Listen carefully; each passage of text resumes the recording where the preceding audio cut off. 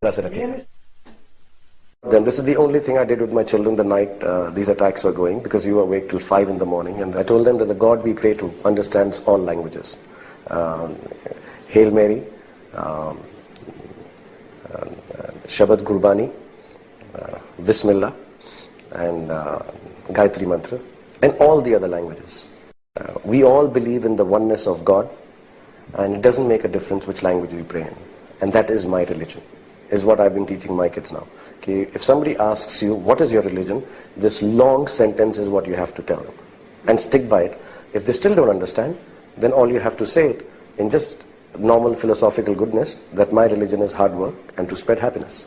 I think that's what I have to explain to them. Because if I try to explain to them that I'm Muslim and your mother is Hindu, and we have different ways of doing things, I think it would be wrong. So I teach them now to say this prayer. This is the new prayer at night they say before they sleep, and this was done about 4 or 5 days ago, and I ask them every morning. So I think that is the kind of But education. Why is it wrong? Why is it wrong for them to say, for you to say I'm Muslim and my wife is Hindu? No, it's not wrong that way. What I just want to do but is it's more complex. No, I think now from the grassroots, from this childhood, I have to explain to them that Hindus and Muslims in this country are not a separate class. Christians and Sikhs are not a separate class. Whatever religion you are from, our religion is oneness of God and being Indian. I think I need to tell them, because I don't want them misled by somebody telling them any different. But I still don't want to take a chance that my son or my daughter gets misled by somebody on basis of religion, ever. See, I'm Muslim, I believe in Islam, and I believe it has some really wonderful things.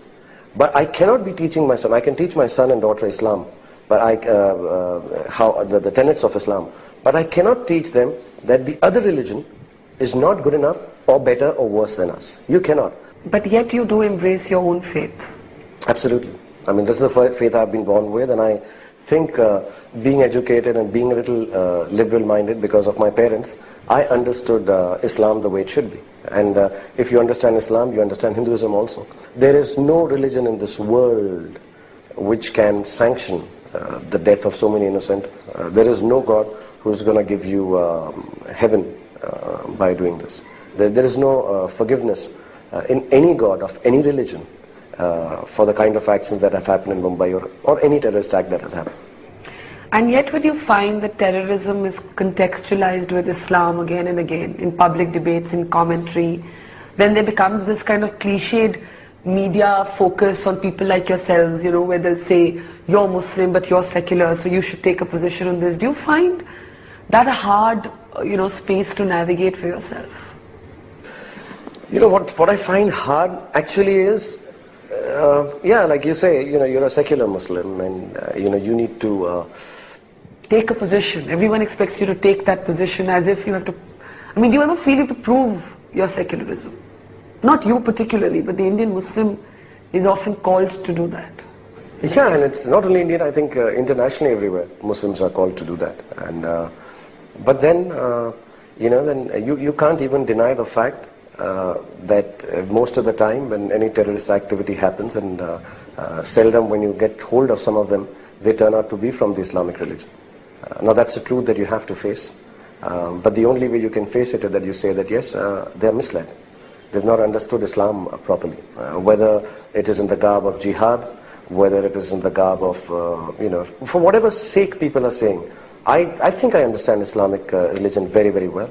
And not only in a secular way, in the way it should be understood. As a practicing Muslim. As a practicing Muslim. And I find it completely shocking that which part of our holy book have people read and figured this out. Which book are they reading? I'm completely sure that there is, I have not missed out on, I have not missed out on any passages which claim that it is all right to go and take lives of innocent people. There is no excuse for it. There is no excuse.